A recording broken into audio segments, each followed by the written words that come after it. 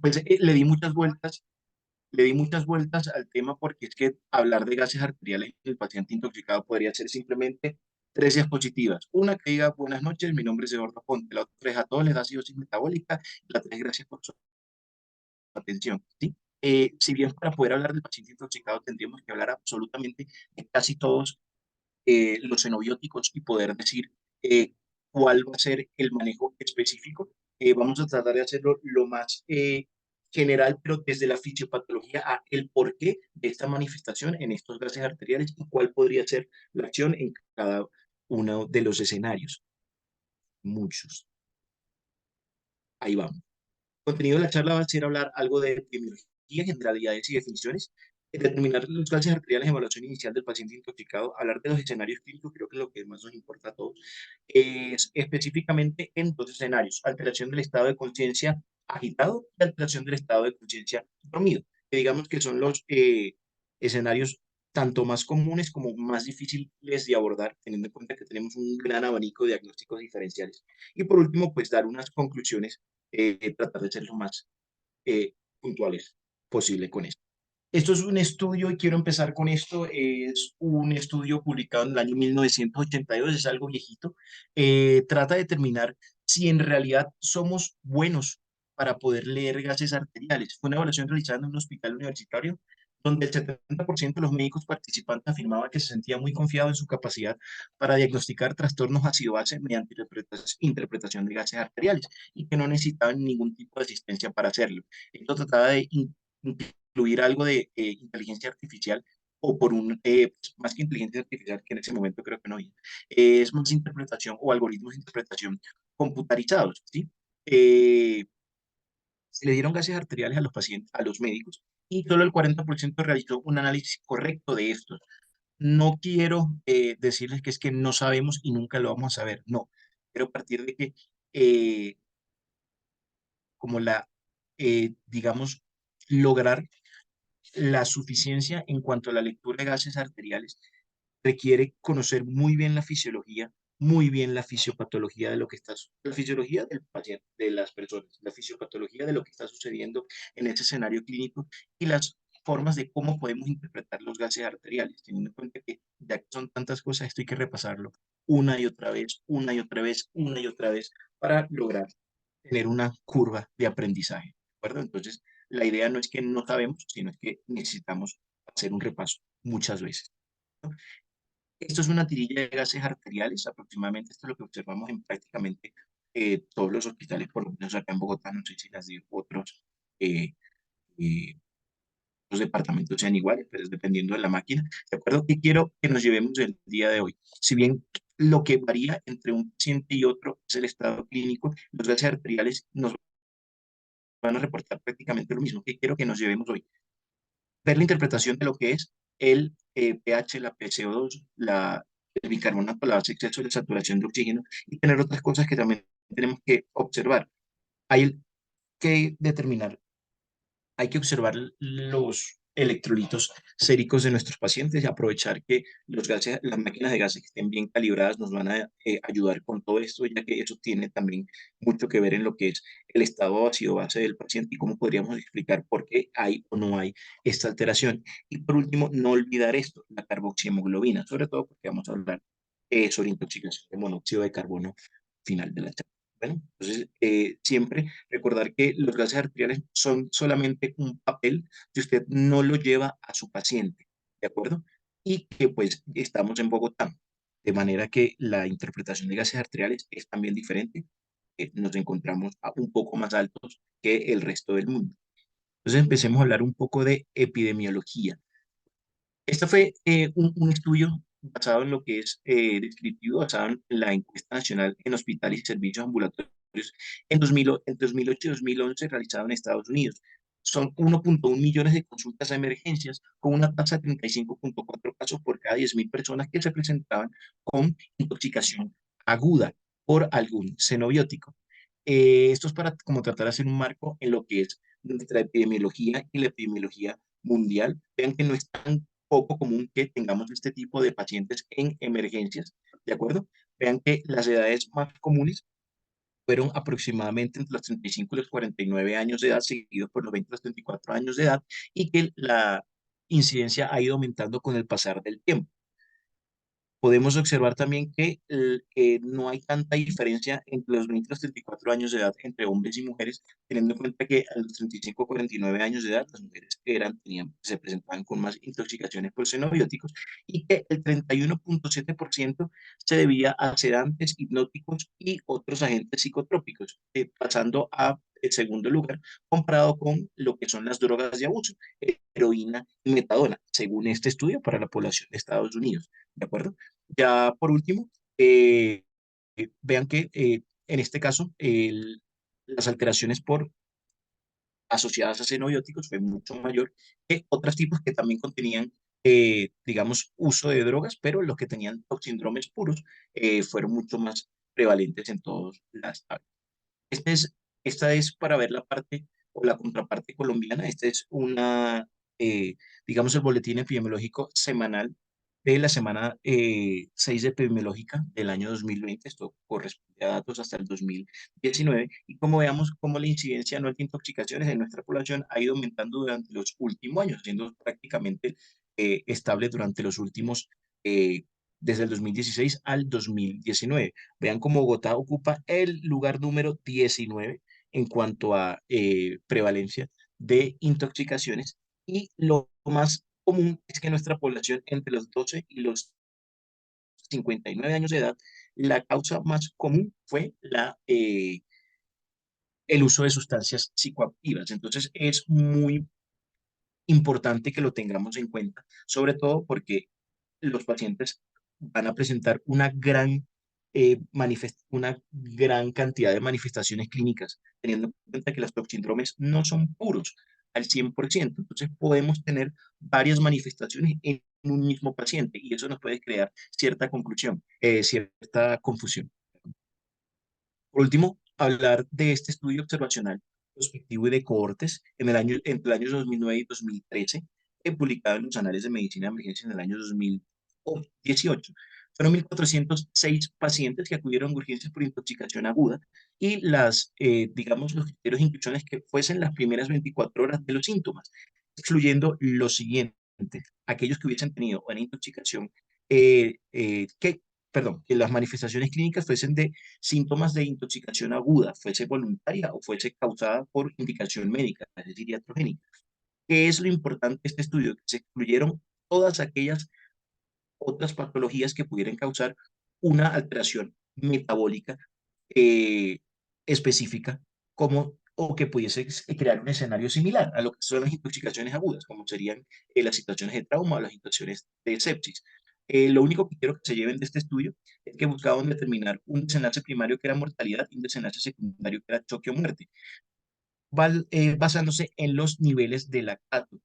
Este estudio determinó que con un área bajo la curva de 0,85, un nivel de lactato mayor o igual a 5 tenía una sensibilidad del 70,8% y una especificidad del 94,7% el desenlace primario o el desenlace secundario. ¿Qué quiere decirles con esto? Pues no hemos descubierto el agua tibia. El lactato aumenta la mortalidad en muchos otros escenarios. Hay que determinar si de verdad esto aumento y esta hiperlactatemia está sucediendo es por intoxicación por xenobiótico o porque tenemos alguna otra condición que esté causando hipoperfusión como manifestación de choque y que necesita también ser corregido. Ojo, los pacientes con eh, intoxicaciones, también hay que determinar justamente cómo pasó esto, porque pueden existir muchas de estas situaciones, sobre todo el escenario de trauma con el escenario de intoxicación.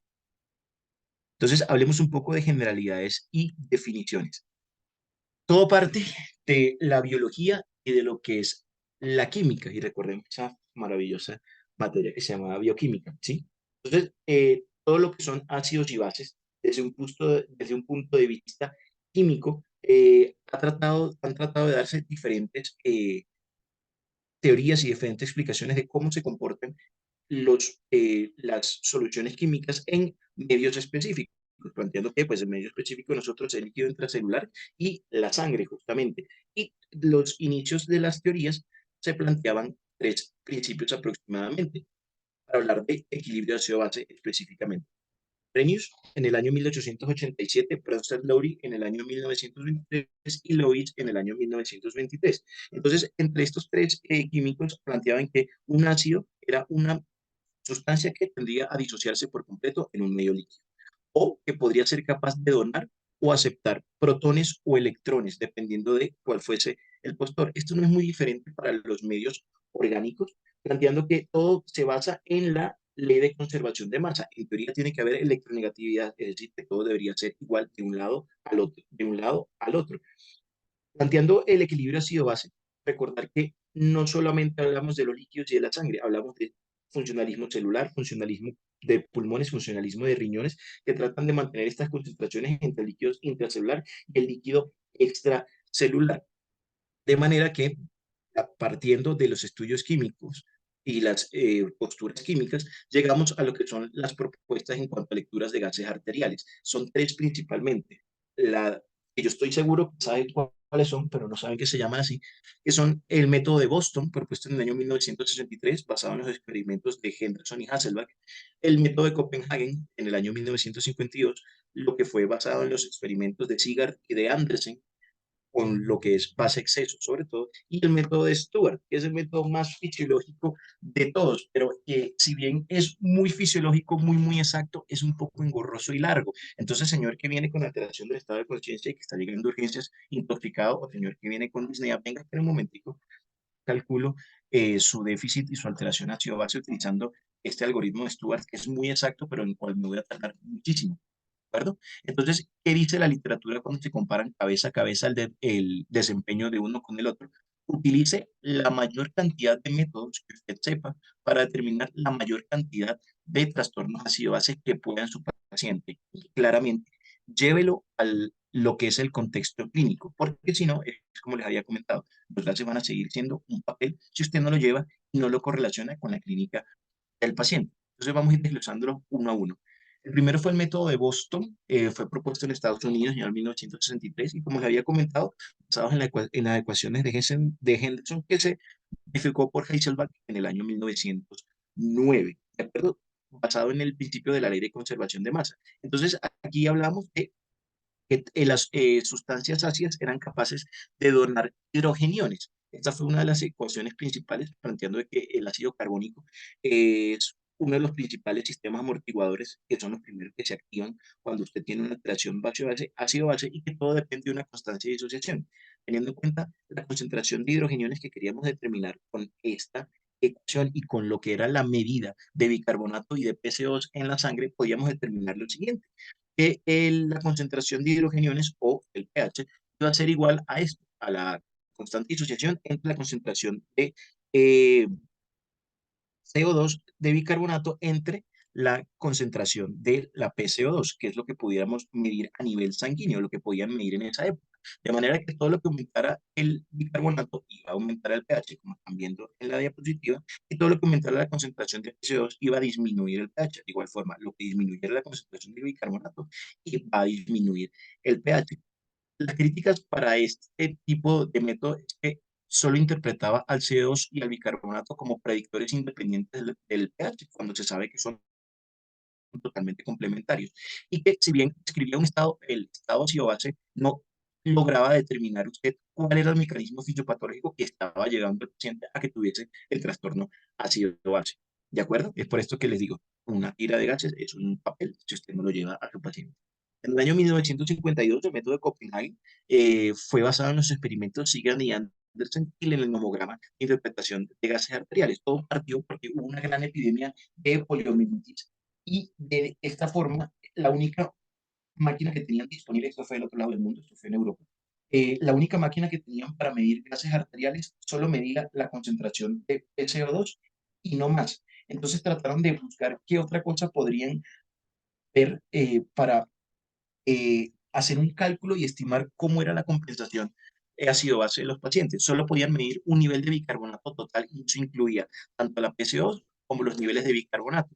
De manera que lo llevaban a un algoritmo para determinar cuál podía ser la compensación tanto respiratoria como metabólica. Aquí sale el término base exceso, que no es nada más que la cantidad de ácido que se debe añadir a un litro de sangre totalmente oxigenada para llevarla a condiciones normales, cuyas condiciones normales era una PCO de 40 para un pH de 7,4 a 37 grados centígrados, de manera que en los gases arteriales, cuando estamos interpretando, tenemos un valor que es igual tanto a nivel del mar como a nosotros acá a nivel de Bogotá, que la base de exceso normal es de -2 a +2, de manera que un valor superior a 2, o sea, 3, 4, 5, se relaciona con alcalosis metabólica, y un valor inferior a -2, o sea, -3, -4, -5, se relaciona con una acidosis metabólica. ¿De acuerdo? Otra cosa que tenemos que tener en cuenta cuando hablamos de acidosis metabólica, especialmente teniendo en cuenta que los trastornos metabólicos tienen compensación respiratoria y los trastornos respiratorios tienen compensación metabólica, es el anión GAP, sobre todo en la parte, específicamente en la acidosis metabólica. Lo que les va a dar la compensación a ustedes de un trastorno no es el pH, la, sino la cantidad de PCO2 según el bicarbonato que tenga el paciente en ese momento, sea acidosis o sea alcalosis, y el bicarbonato esperado según la concentración de PCO2 cuando el trastorno sea claramente respiratorio. Y la compensación esperada según las fórmulas de compensación. ¿De acuerdo? Recordad que el anión GAP es otra cosa que tenemos que determinar, sobre todo en los pacientes con intoxicación aguda, porque derivado de lo que es el metabolismo que está causando la alteración metabólica que está causando el xenobiótico y las rutas diferentes o las rutas que esté bloqueando, vamos a tener generación de moléculas orgánicas, ¿de acuerdo? Entonces, el anión GAP va a ser aquella diferencia entre los aniones no medibles en el plasma y los cationes no medibles basado en el principio de la electronegatividad. Entonces, ¿qué utiliza la molécula de anión GAP? Los aniones que sí podemos medir. Todos estos aniones y cationes están disueltos en lo que es el suero, pero cuando determinamos las leyes de conservación de masa y cuando determinamos realmente quién tiene mayor carga y quién ocupa más espacio, cuando se compara el intracelular con el extracelular, planteando que lo que estamos midiendo acá es el anion gap en el espacio extracelular.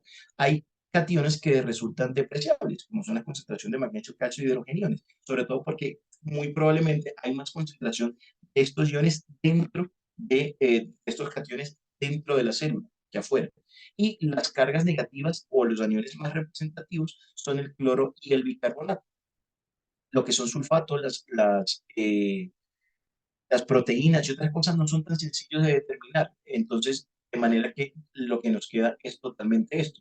La literatura habla que el potasio puede incluso no incluirse, teniendo en cuenta que lo que variaría el valor sería de 1 a 2.000 equivalentes, y además de que la concentración de potasio es mucho mayor a nivel intracelular que extracelular, de manera que podría ser despreciable en realidad. Entonces nos quedamos con que la fórmula sería sodio es con o sin el potasio. Yo creo que les recomendaría que sin el potasio, pero esto lo discute la literatura y podríamos quedarnos aquí hablando muchas horas sobre esto, ¿de acuerdo? Entonces la recomendación es que usen sodio, la concentración de sodio, pues en milimoles sobre litros menos el cloro más el bicarbonato. Y ahí sí le obtiene un valor que la literatura ha hablado desde que debería variar de 8 a 16 y nos quedamos con un número base que es 12 más o menos 2, es decir, de 8 a 16. Estamos hablando absolutamente, ese sería el valor normal de anión GAP, que siempre o que las mayorías de las veces se recomienda que se corrija por albúmina para determinar la cantidad real de lo que están haciendo. Si no tienen albúmina disponible, pues no hay ningún tipo de problema, sobre todo si el paciente no es un paciente digamos, de edad en cuyo concentración se prevea que la albúmina sérica vaya a estar disminuida, ¿de acuerdo? Pero si un paciente joven, pues claramente no debería tener una albúmina disminuida. Entonces, vamos a tener dos escenarios de anion gap elevado y anion gap normal. Lo que nos interesa el día de hoy, más que todo, es el anion gap elevado, porque deriva de varias condiciones que siempre hay que determinar a la hora de evaluar al paciente en los escenarios clínicos que vamos a hablar hoy. Sobre todo, dos cosas. Esta es una mnemotecnia, dice la SUT, que sería lactato, alcoholes, salicilatos, uremia o cetoacidosis. Más que cetoacidosis serían cuerpos cetónicos. Esta mnemotecnia toma diabetes. Y otra que se llama CULT. CULT es cuerpos cetónicos, sea cual sea la causa. Uremia, lactato y T, que hablaría de tóxicos. Pero tóxicos entra alcoholes, todo lo que es butilenglicol, propilenglicol, metanol, etanol, eh, hierro, isoniazida, salicilatos, todo esto, ¿de acuerdo? Entonces, recuerden que es mucho más común que, que tengamos anión GAP con acidosis metabólica con anión GAP elevado en los pacientes que tienen trastorno ácido básico, que sospechen que estamos en presencia de un tóxico. Hay otra forma que podemos utilizar y que es para determinar si el paciente tiene un trastorno triple, llamado el delta del GAP. El delta del GAP simplemente toma el anión GAP medido menos el valor normal que se toma, que es menos 12, entre 20 o 21, que sería el bicarbonato que tenemos a nivel de gota, menos el bicarbonato medio. Todas estas fórmulas se han hecho a nivel del mar, de manera que las transformaciones son prácticamente estimaciones de lo que es en nuestras variables de gases arteriales acá en Bogotá, ¿sí? Más o por unas u otras cosas, pues quizás los trastornos triples no tenga tanto sentido, o no digamos que no tenga sentido, sino que no es tan necesario, sobre todo cuando usted lleva todo el análisis que está haciendo al paciente, de manera que, pues sí, usted puede tener una acidosis metabólica pura con una acidosis metabólica con el ion GAP normal simultáneo, que en realidad prácticamente todo mejora es con una reanimación adecuada y logrando compensar las partes, tanto hemodinámica como respiratoria del paciente, y así poco a poco ir determinando si en realidad necesitamos algún tipo de antídoto, que son muy pocos los probióticos que tienen antídotos, y por el contrario, pues con medidas de soporte inicialmente, que es lo que debemos hacer en todo paciente intoxicado, nuestro puede salir adelante. Finalmente, quiero hablarles de los valores arteriales, de los valores normales de gases arteriales en Bogotá. Hay muchos estudios, yo me quedé personalmente con este del año 2007, que tiene prácticamente los mayores, o como los estudios más grandes que se han hecho en personas en Bogotá. Recordar que pues en Bogotá estamos un poco más altos. Si estamos a mayor altura, tenemos una presión inspiratoria de oxígeno disminuida porque tenemos una presión atmosférica disminuida. La forma más fisiológica de tratar de compensar esta hipoxemia relativa al tener una menor PiO2 de oxígeno sería aumentando la frecuencia respiratoria. Cuando he hecho estas preguntas me han dicho, pues sí, aumentar la hemoglobina. Pues yo, claro, aumentar la hemoglobina. Pero es que si yo me vengo de avión, en avión desde cualquier otro sitio a nivel del mar al- a una altura superior, pues es que mi nivel de hemoglobina no va a cambiar en una hora. Se llama compensación crónica. Entonces, aquí quiero que se lleven de estos son los valores de gases arteriales. Me parece que son como los más exactos acá y que tienen los estudios donde que han tenido mayor población acá en Bogotá. El pH arterial normal va a ser de 7,41, más o menos 0,03. La PaO2 va a ser, según esto, de 70, más o menos 3. Sin embargo, recordar que en Bogotá hipoxemia menor a 60, hipoxemia severa menor a 40. Uno acá con 60 milímetros de mercurio de una PaO2 estamos súper bien. PCO2 va de 30 más o menos 2, bicarbonato diría de 20 más o menos 2, y la saturación de oxígeno podría variar entre 92 y 94%, pero siempre superior a 90. ¿De acuerdo? Partiendo de esto, aplicaríamos las mismas reglas de corrección para los trastornos ácido-base. Es decir, tenemos una acidosis metabólica, tenemos que aplicar anión GAP siempre y aplicar la fórmula de Winter para determinar cuál sería la compensación de PCO2 o el PCO2 esperado según el valor de bicarbonato. Para la acidosis metabólica tendríamos que utilizar otra fórmula que es un poquitito más larga, que sería el bicarbonato por 0,7 menos 30 más o menos 2, dependiendo de los valores de Bogotá. ¿De acuerdo? Se lo puedo pasar en cualquier otro momento para que lo tengan ahí. Entonces, para hablar de el abordaje inicial del paciente intoxicado, recordar lo siguiente, sobre todo el papel de los gases arteriales. Todos los pacientes que acuden a urgencias o que acudan a cualquier sitio, pero principalmente nos importa urgencia, tienen que recordar que un paciente intoxicado puede tener todo y no tener nada al mismo tiempo, e incluso evolucionar los síntomas dependiendo del tipo de exposición que tuvo y cuál es la sustancia o el xenobiótico que se sospecha fue el causante de la misma. Y que los síntomas, si no solamente hubo exposición a un xenobiótico, sino a varios, pueden solaparse unos con otros, de manera que hay un amplio espectro de síntomas y signos clínicos, que todo depende de la historia clínica. No es lo mismo alguien que ya les venga a decir, oiga, no es que me tomé tal cosa, o me tomé tantas tabletas de tanto, o me robaron y no recuerdo qué pasó, ¿sí? Dependiendo del enfoque sindromático que vayamos a darle al paciente. Y que el escenario más difícil es justamente en aquellos que tienen con alteración del estado de conciencia, sea hacia arriba agitado, o sea hacia abajo, que sea con el paciente totalmente dormido y que no puede responder absolutamente nada de nuestras preguntas. Bienvenidos a urgencias. Eso es justamente, ¿de acuerdo?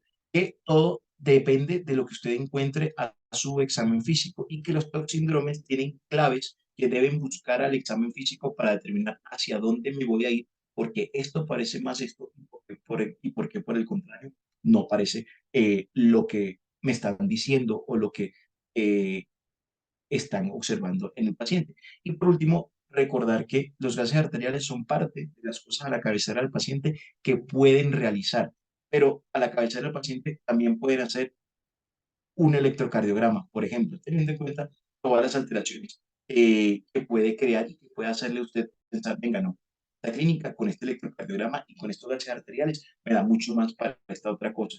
Y recordar, gases arteriales al inicio y muy probablemente usted tenga que repetirlos a 1 a 2 horas para determinar si esto es muy probable una intoxicación por algo o por el contrario, esto parece una condición muy diferente, digamos un choque de otra. Siempre realizar las condiciones amenazantes para la vida, porque esto va a depender de su paciente de vida, sí o no. Esta es una tabla que sale en el libro de Goldfrank, no sé si lo conozcan, las emergencias estadísticas. Goldfrank es prácticamente la Biblia, tiene mucho de fisiología, que es lo más importante y creo lo más ideal a la hora de poder llevar lo que está presentando el paciente a la lógica clínica y qué vamos a realizar y por qué lo vamos a realizar. ¿No? Entonces, vean, la tabla habla de cosas que tenemos que buscar en prácticamente todos los pacientes que llegan con sospecha de TOC síndrome. Presión arterial, frecuencia cardíaca, frecuencia respiratoria, tensión arterial, estado mental, tamaño de las pupilas, taxis, diaforesis, presente o no presente diaforesis y cualquier otra cosas que encuentran al examen físico que les hable, venga, parece mucho más un síndrome hipnótico sedante, donde predomina el estado de conciencia hacia abajo, que vamos hablando poco a poco, que se comparte sobre todo con el síndrome opiáceo, ¿de acuerdo? Donde el paciente con intoxicación por alcoholes puede presentarlo de igual forma. El paciente está eufórico al inicio y posteriormente se queda totalmente dormido. Los anticolinérgicos, el paciente llega agitado, por ejemplo, la intoxicación por antidepresivos cíclicos, pero posteriormente queda en un estado de letargo con otras manifestaciones al examen que pueden observar en esta tabla que les estoy mostrando. Totalmente lo contrario a los pacientes con simpático-miméticos y los pacientes con síndrome serotoninérgico, en el caso de lo que son las anfetaminas y la cocaína, planteando que son todos liberadores de aminas excitatorias que tienen diferentes acciones a nivel del sistema nervioso central. No solo central, sino que también tienen manifestaciones cardiovasculares que vamos a ir desglosando poco a poco en eh, las siguientes diapositivas. Es importante recordar que no solo el alcohol, sino el etanol, sino los otros alcoholes, como el alcohol isopropílico, que es el alcohol de heridas, o el chamber, como lo conocen en la calle, el etanol, todo lo que es el butilenglicol, el propilenglicol, se van a manifestar como depresión del estado de conciencia, la intoxicación por cianuro, la intoxicación por monóxido de carbono. Entonces son varias cosas que vamos a ir revisando.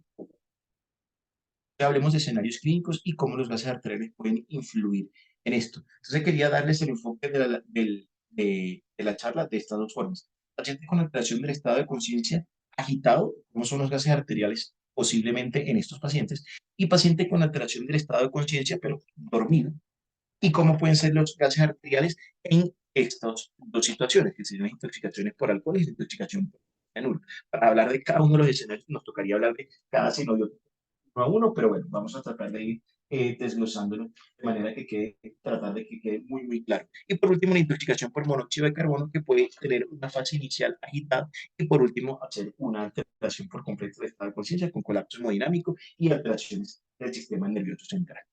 ¿No?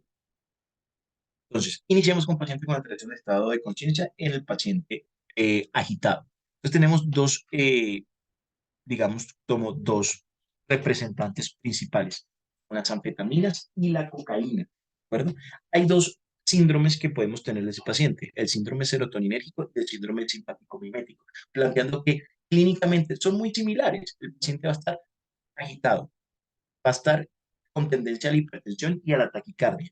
Va a tener midriasis. La midriasis es reactiva en ambos escenarios, ¿de acuerdo? Va a estar un poco caliente, la temperatura aumenta, el serotoninérgico tiende a tener más, una temperatura un poco más aumentada que el simpático mimético, ¿de acuerdo? Y la gran diferencia entre ambos es que el serotoninérgico va a producir hiperreflexia y pueden utilizar el score de Hunter para confirmarlo, mientras el simpático mimético no produce hiperreflexia. Ambos drogas tienen un amplio volumen de distribución. Las anfetaminas son resistentes a la catecolortometiltransferasa porque tienen un grupo catecol, ¿de acuerdo? Pero ambas, tanto las anfetaminas como las cocaínas, pueden ser metabolizadas por la monoamino oxidasa.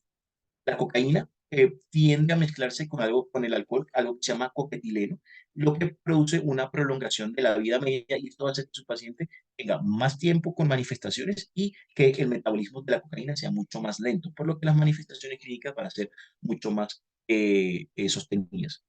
Ambas tienen eliminación hepática y renal, vamos a ir desglosándolas poco a poco. Mientras avanzamos, las anfetaminas tienen más psicosis y alucinaciones prevalentes por estimulación del sistema nervioso central, mientras la cocaína tiene mayor epilepsia porque tiene, o mayores convulsiones porque tiene mayor liberación de lo que es aminoácidos excitatorios e inhibición de el GABA, ¿de acuerdo? De manera que el cerebro está libre para recibir todas esas aminas excitatorias. Y recordar que la cocaína tiene otro mecanismo de acción que es un anestésico local, ¿no? Teniendo en cuenta que actúa como anestésico local, tiene mayores complicaciones cardiovasculares, sobre todo prolongaciones del QT, por bloqueo de canales de sodio y canales de potasio, ¿no? Entonces, estos son los dos, digamos, los dos principales metabolismos y metabolitos de las principales drogas. Las metanfetaminas se transforman en betafenilisopropilamina y la cocaína en benzoil-ecgonina, ¿sí? Que es importante y que es sumamente importante. Todo ocurre en vesículas de transporte. Entonces, para que entendamos fisiológicamente cómo podrían alterarse los gases arteriales y cuáles son las alteraciones que tenemos en el paciente, hay que recordar lo siguiente. El transporte de aminas excitatorias son principalmente la noradrenalina, la serotonina y la dopamina. A nivel neuronal, una vez que la metanfetamina o la cocaína atraviesa la barrera hematoencefálica, ya que ambos tienen un gran volumen de distribución y pueden llegar ahí muy, muy rápida, tiende a acumularse en lo que es las vesículas de transportes de neurotransmisores. La vesícula de transporte va a tener un citoplasma y pues va a estar rodeada de citoplasma y las vesículas se encuentran dentro de él. Las vesículas tienen un citoplasma prácticamente ácido, ¿sí? De manera que cuando la molécula básica ingresa al citoplasma, va a hacer que haya una acumulación de mayor neurotransmisores dentro de la vesícula, ¿sí? Esto hace que aumente los niveles de noradrenalina dentro de la vesícula y posteriormente al aumentar los niveles va a ser un transporte prácticamente retrógrado hacia el citoplasma. Esto va a hacer que se acumule tanto la molécula dentro de la célula que se inhiba tanto la recaptación de todo lo que es la serotonina, la noradrenalina y la dopamina, y se ejerza una especie de transporte retrógrado hacia las terminales presinápticas de la sinapsis, donde actúan sobre los receptores excitatorios y se produce la cascada de estimulación. De igual forma, la cocaína va a inhibir eh, la glutamato deshidrogenasa a nivel del GABA, por lo que es mucho más asociada a convulsiones, mientras lo que es las metanfetaminas se asocian más a manifestaciones neurológicas, agitación, inquietud motora, alucinaciones, ¿sí? Debido a que actúa principalmente en los núcleos neoestriados, mesolímbicos, locus cerúleos y como inhibidores del GABA, que es muy importante, teniendo en cuenta que son catecolaminas y que la dopamina se transforma en dopa y la dopa se transforma en norepinefrina y en adrenalina. También se va a estimular la glucólisis, de manera que aumenta lo que es la formación de piruvato y el paso de piruvato por acumulación a lactato por lactato de deshidrogenasa, de manera que estos pacientes pueden tender a tener una hiperlactatemia no tan marcada, pero con un contexto clínico que tienen un paciente con alucinaciones, agitado, taquicárdico, con tendencia a la hipertermia e hipertenso, ¿de acuerdo? Es muy importante. La cocaína también tiene un potencial trombogénico, ¿de acuerdo? Dependiendo de la vía metabólica que se utilice. Pero generalmente el potencial trombogénico es porque actúa a nivel de los receptores plaquetarios. De esta manera activa las plaquetas y causando de igual forma lesiones endoteliales. Al activar las plaquetas se adhieren a las lesiones endoteliales y tiene potencial trombogénico tanto a nivel eh, endotelial coronario como a nivel endotelial de cualquier otro vaso. Es decir, usted por sobredosis de cocaína puede eh, tener alteración del estado de conciencia, hacer ACV, hacer isquemia mesentérica, hacer incluso disecciones aórticas teniendo en cuenta la patología trombótica y las causas de la hipertensión arterial que se va a desencadenar en estos pacientes. ¿De acuerdo? El coquetileno, como les había comentado, estos tres mecanismos de metabolismo que tiene la cocaína, eh, digamos que sostiene el que es el mecanismo por esteracha plasmática, que prácticamente que se encarga del 50% de, la, de lo que es el proceso orgánico de esta droga, de manera que puede prolongarse la vida media hasta unas 72 horas de forma activa y los metabolitos lo podríamos encontrar hasta de 1 a 2 semanas aproximadamente. ¿Acuerdo? Esto es prácticamente en el paciente con alteración del estado de conciencia, pero agitado. Entonces, recordar que en estos dos escenarios vamos a tener un paciente que puede tener acidosis metabólica, teniendo en cuenta el paso de lo que es todo el piruvato al lactato, estimulado por ambas formas simpático-miméticas, sea por vitaminas o sea por cocaína, y que recordar que el paciente está con mayor temperatura, está agitado, está sudoroso, ¿sí? De manera que vamos a tener un poco de deshidratación en el paciente. Que en el caso de la cocaína se bloquean los canales de sodio y los canales de calcio y necesitaríamos un electrocardiograma de igual forma para observar ciertas cosas, ¿no? Ahora vamos a ver la alteración del estado de conciencia en el paciente dormido y cómo serían potencialmente los gases arteriales en este tipo de pacientes. Entonces, principalmente vamos a hablar de tres escenarios: el etanol, el cianuro y el monóxido de carbono y cómo podrían ser los gases arteriales en estos pacientes. En el caso del etanol, el metabolismo se logra mediante lo que es la alcohol deshidrogenasa. La alcohol deshidrogenasa toma el etanol y lo transforma en acetaldehído. El acetaldehído es tomado por la aldehído deshidrogenasa y se transforma en ácido acético. El ácido acético puede tener dos formas finales. O se metaboliza directamente hasta CO2 y agua, o puede llevarse a formar acetoacetato. ¿De acuerdo? ¿Cuál es el gran problema con el etanol? El etanol no solo va a activar todo lo que son las hormonas contrarreguladoras. Sería la explicación de por qué el paciente acude con tendencia a la hipoglicemia o que puede presentar hipoglicemia durante, durante la intoxicación con etanol. La vía de gluconeogénesis se bloquea y están el resto de hormonas contrarreguladoras activadas tratando de producir energía de alguna forma, pero al bloquear la gluconeogénesis y al disminuirse los niveles de insulina por acción del etanol, no tengo ninguna otra forma de utilizarla y de producir glucosa de mis reservas. De manera que cuando ya están depletadas, de paso, el paciente que está con intoxicación etílica generalmente no come, ¿sí? De esta forma, lo que le queda al organismo es usar las vías contrarregulatorias para lograr activar la generación de cuerpos cetónicos, generación de cuerpos cetónicos mediante lipólisis para tratar de producir moléculas de ATP. El gran problema es que los cuerpos cetónicos y la intoxicación etílica no solo va a producir que tengamos, venga aquí, estoy acá, no solo va a producir que tengamos todo lo que es la cadena contrarreguladora del estado clínico que estamos observando, sino que van a producir, la intoxicación etílica va a producir una mayor inhibición por lo que son los receptores de GABA, de manera que el paciente está un poco eufórico al principio y que está totalmente dormido, con activación de los receptores de NMDA, con lo que es la liberación de calcio y la liberación de aminoácidos excitatorios, sobre todo el glutamato, ¿de acuerdo? Por lo que al producirse la activación y al disminuir la inhibición por parte del GABA, este paciente puede tener predisposición, sobre todo en el alcoholismo crónico o los pacientes que se encuentran en síndrome de abstinencia, a lo que son manifestaciones lógicas como convulsiones.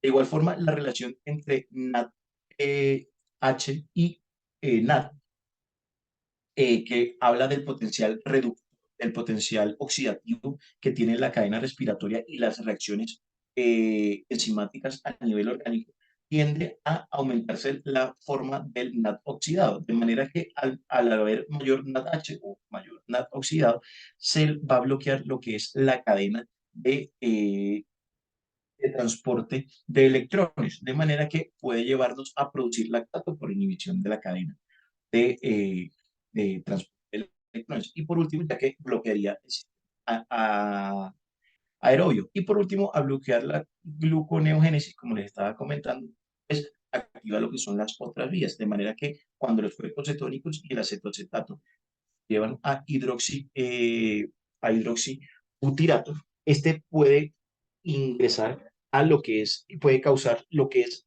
acidosis metabólica con anión GAP elevado, teniendo en cuenta que aumenta los cuerpos cetónicos y ácidos inorgánicos no medibles. ¿De acuerdo? Entonces, en un paciente con intoxicación por etanol, por esta vía que les acabo de explicar, es muy fácil que tengamos un paciente deshidratado por todo lo que es la diuresis osmótica de lo que es la concentración de etanol con acidosis metabólica debido al aumento de la concentración del alcohol a nivel sanguíneo y aumento del lactato debido al bloqueo de lo que es la cadena respiratoria, lo que es el paso de piruvato a lo que es lactato por lactato.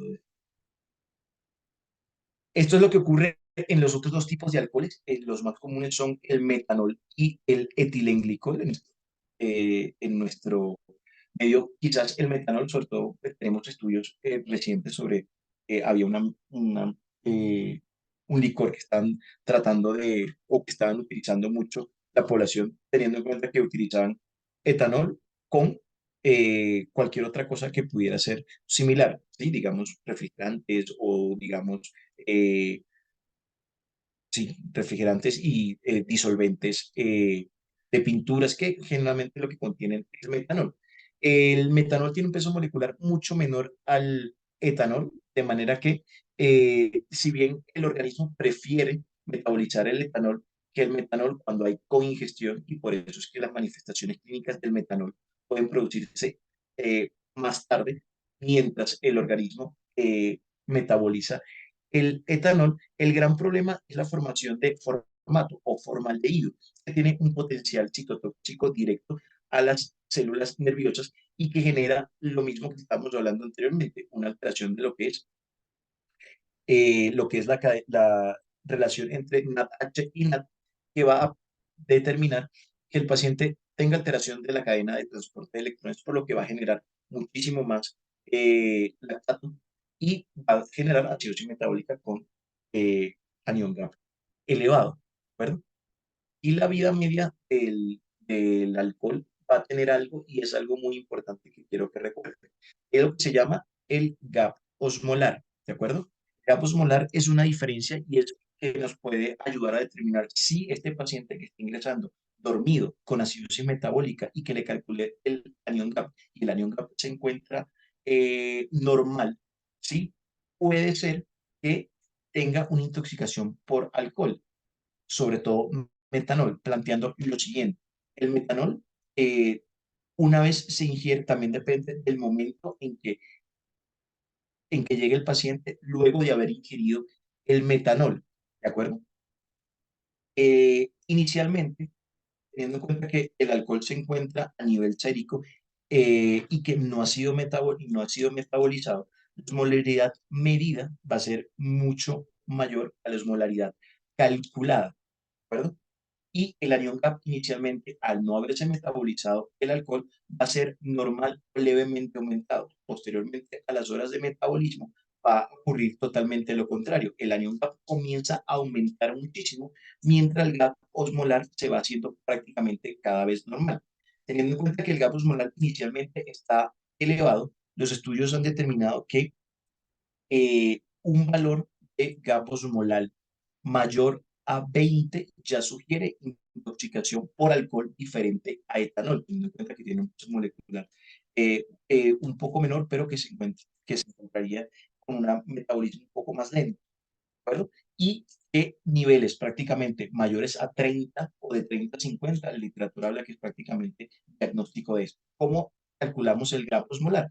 Entonces, tendríamos que solicitar la osmolaridad a nivel sérico, eso sí sería con el laboratorio, y la osmolaridad calculada teniendo en cuenta si el paciente tiene sospecha o no de eh, con intoxicación o con ingestión de etanol con la fórmula que se encuentra arriba, que es la molaridad calculada teniendo en cuenta el peso molecular del etanol y que siempre hay que tenerlo en cuenta cuando estamos sospechando sobre una intoxicación por albus.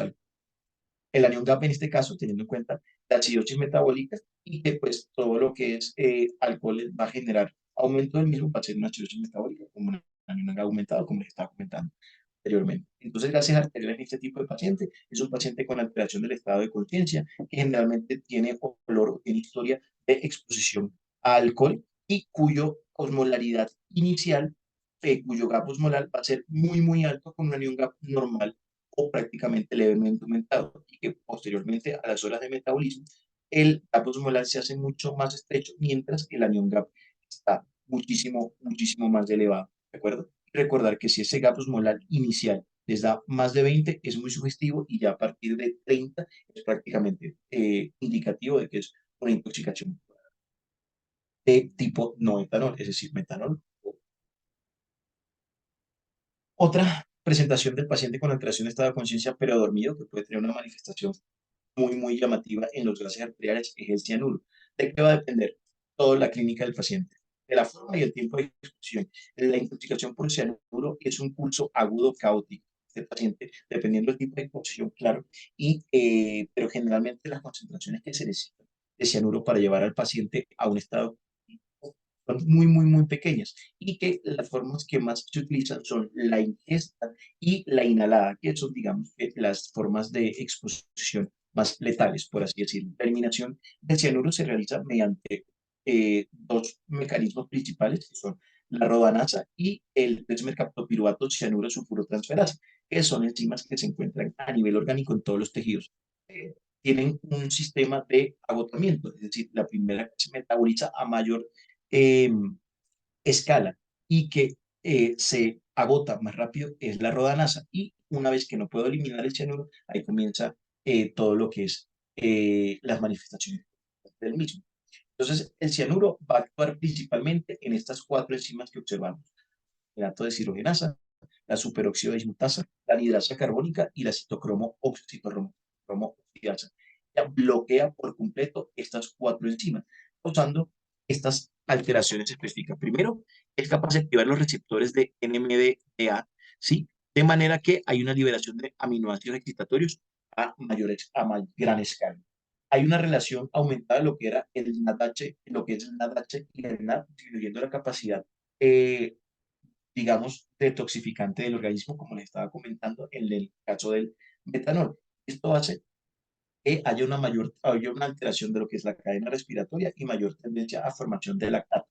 Que usted va a tener un paciente con acidosis metabólica y que se encuentra con anión GAP elevado y tiene hiperlactatemia. De igual forma, la cadena de transporte de electrones se bloquea por completo y al tener esto y al producir esto a nivel mitocondrial, se bloquea por completo lo que es la respiración anaeróbica. De manera que vamos a producir mucho más lactato y el paciente va a hacer muchas más manifestaciones de hipoperfusión.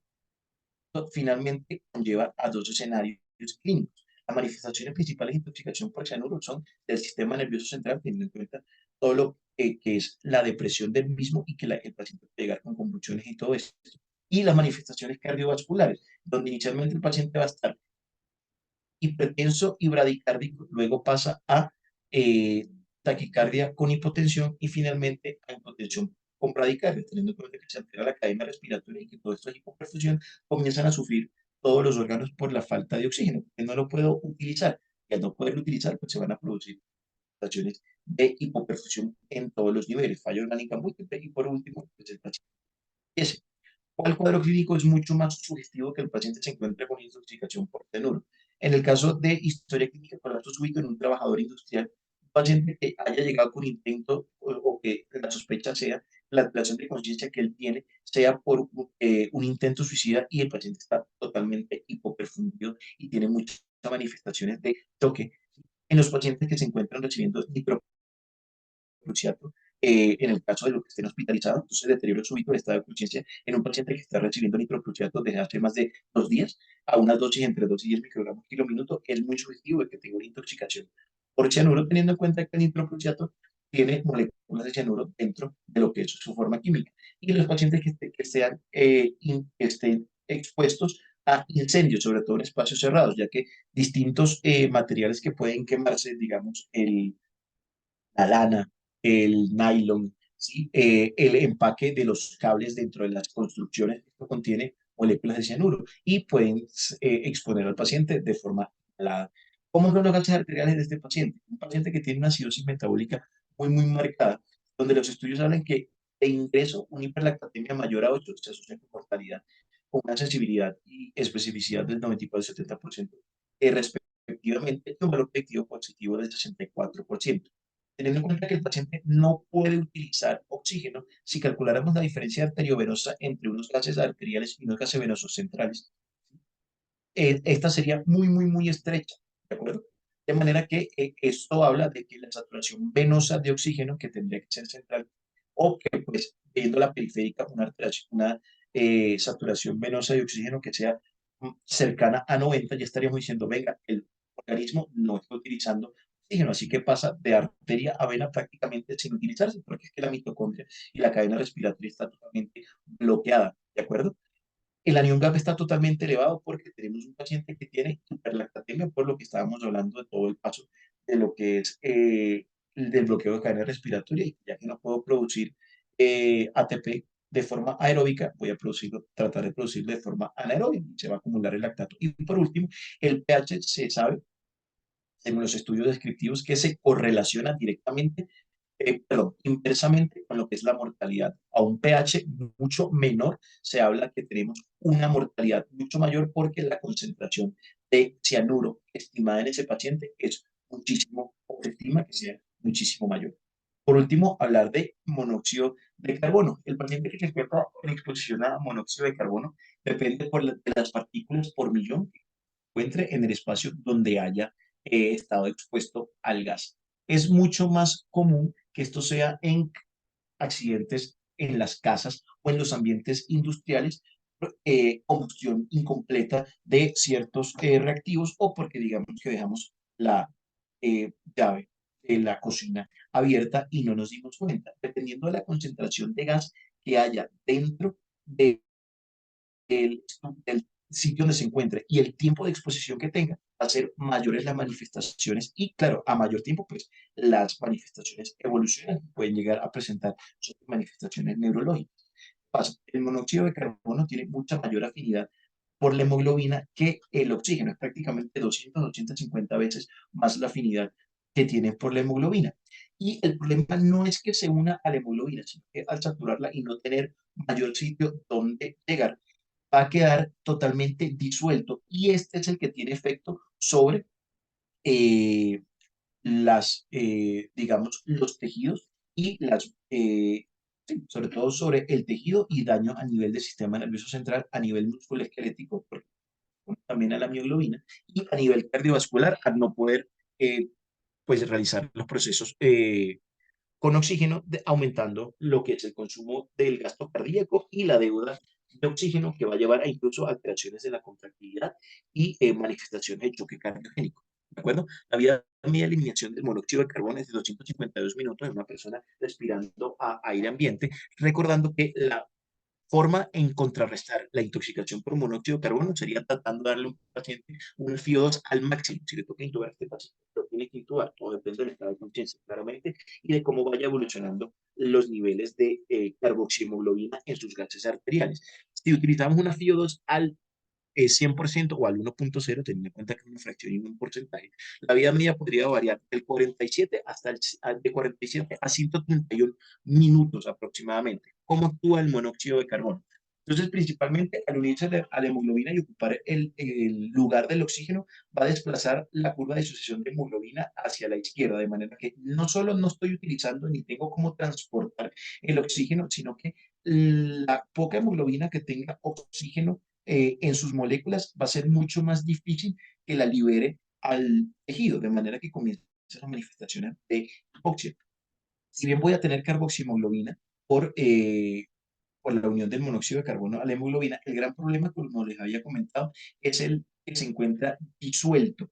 Y este es el que hace que haya desplazamiento del oxígeno desde los tejidos y que el organismo no puede utilizar el oxígeno. Al no poder utilizarlo, pues llegamos nuevamente a lo que es el metabolismo anaerobio.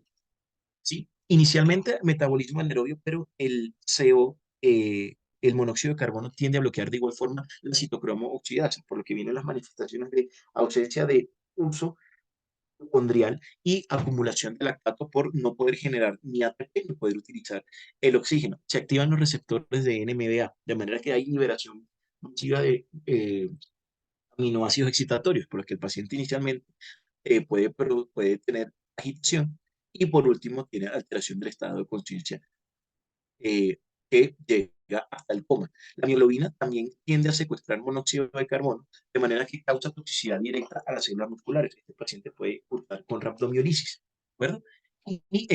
Secundario a esto, la rhabdomiolisis va a producir lesión renal con uremia, lo que produce aún más acidosis metabólica con anión GAP totalmente elevado. La guanilatoxiclasa también se activa en lo que es las intoxicaciones por monóxido de carbono, tratando de secuestrar el calcio a nivel intracelular. Esto se transforma en inotropía y en cronotropismo negativo con vasodilatación periférica.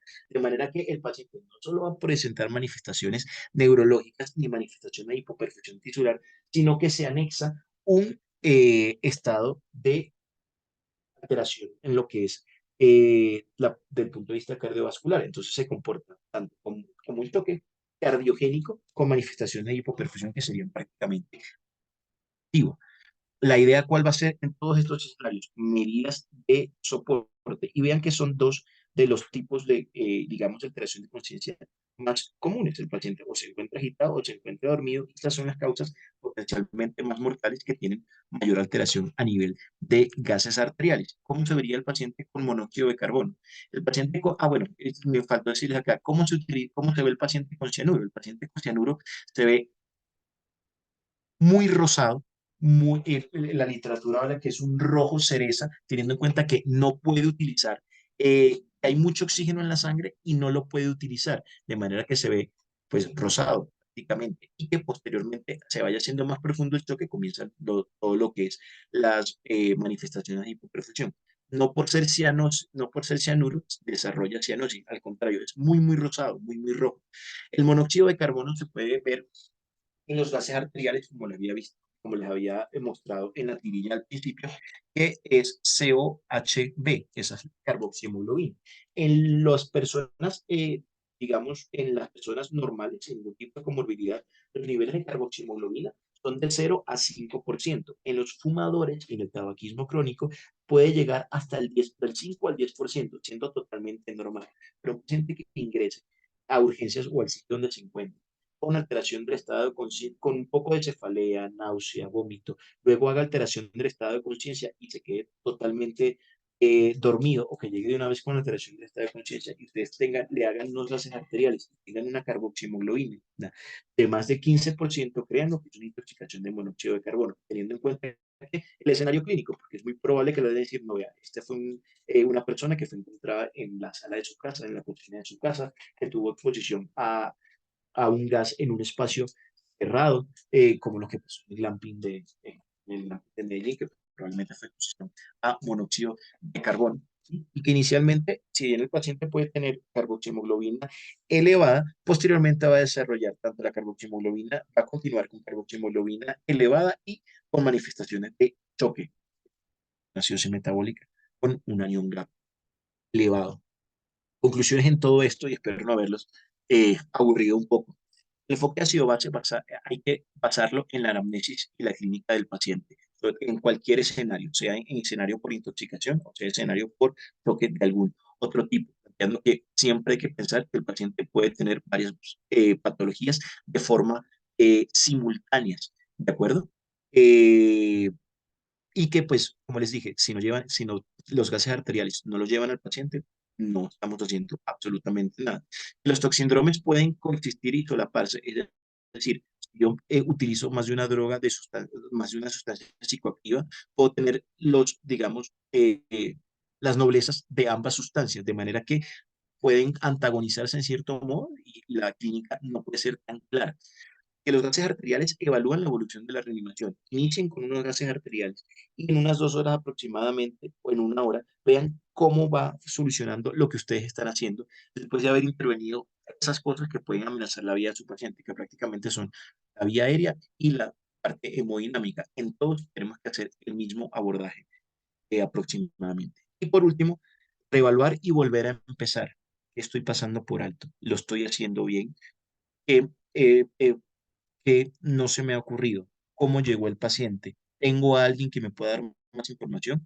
¿Qué me falta por hacer? Ya calculé la Nion Cap, calculé la osmolaridad. Si es el escenario, el paciente tiene carboxiemoglobina elevada, el paciente tiene hiperlactatemia. ¿Tengo alguna otra condición que pueda generar hiperlactatemia en este paciente? ¿Hay algún xenobiótico que cuadre sobre lo que ha sido la evolución clínica del paciente? Y volver a empezar.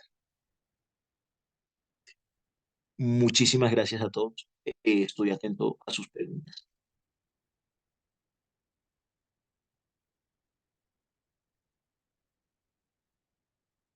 Doctor, de verdad, muchísimas gracias por la charla. Chicos, yo no sé si alguien de casualidad tenga alguna pregunta para hacerle al doctor.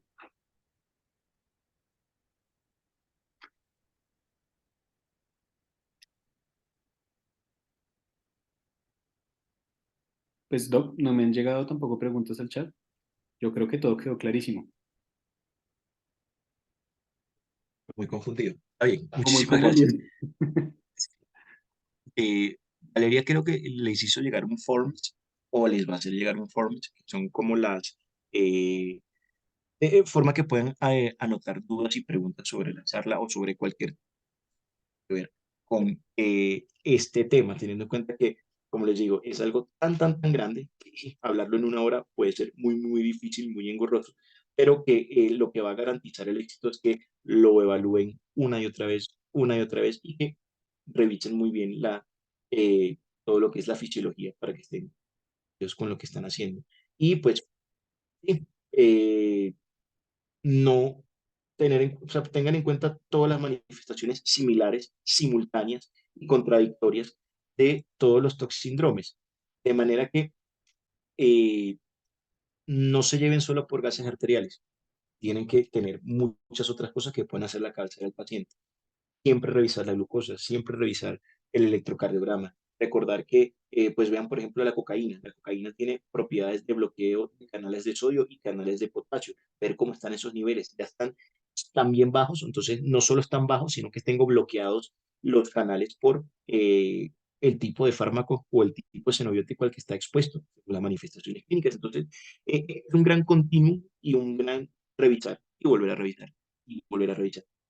No es de un día, pero sí se puede. Doc, creo que de hecho tenemos una pregunta de Álvaro. Sí, sí, doctor, qué pena, yo tenía una duda, digamos, con respecto a la última parte de la intoxicación por monóxido. Sí, Tengo entendido pues que estos pacientes pueden hacer complicaciones como a largo plazo, lo que sería, pues creo que se llama el síndrome neurológico tardío. sí. Eh, no sé si existe alguna manifestación específica en los gases que, digamos, en la orientación de ese paciente con alteración del estado de conciencia después de una intoxicación nos puede ayudar a corroborar, o si en realidad, digamos, pues, yo pues tengo entendido que es un diagnóstico muy clínico teniendo en cuenta el antecedente, pero no sé si hay algo en los gases que nos podría orientar. Gracias, Álvaro. Teniendo, pues, digamos que la exposición con los gases, o sea, los gases lo que nos ayudaría a determinar, venga, este cuadro clínico parece una intoxicación por CO2.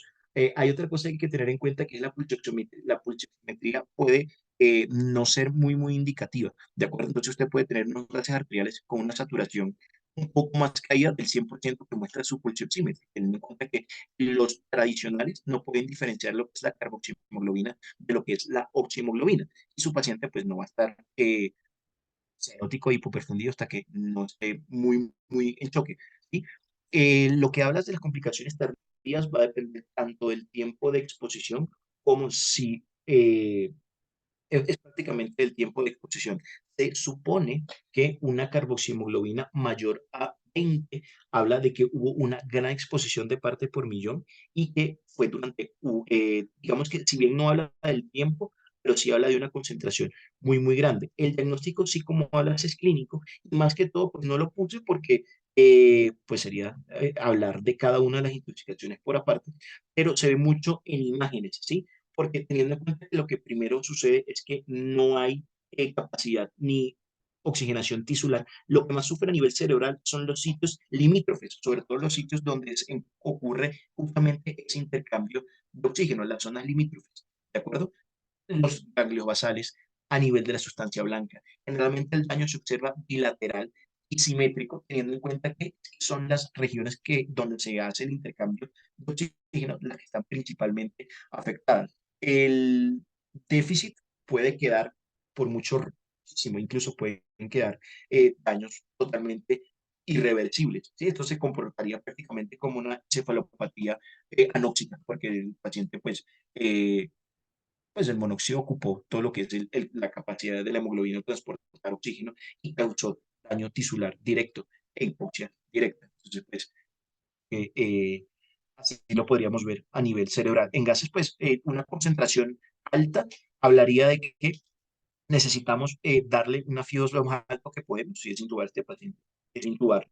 Y otra opción que está muy controvertida es el oxígeno hiperbárico. Esto te vas a encontrar en la literatura eh, cosas, artículos que dice que sí funciona, hay otro que dice que no funciona tanto y hay otro que pues que sí, pero que en ciertas condiciones, ¿verdad? Todo va a depender de cuándo te llegue el paciente y de qué tanto tiempo de exposición haya tenido, lamentablemente. Hay escenarios de estos donde no podemos hacer demasiado y la predicción no puede ser tan exacta. Solo que podemos ver una exposición importante y hay que empezar a tratar. Listo, doctor, muchas gracias. Mucho gusto.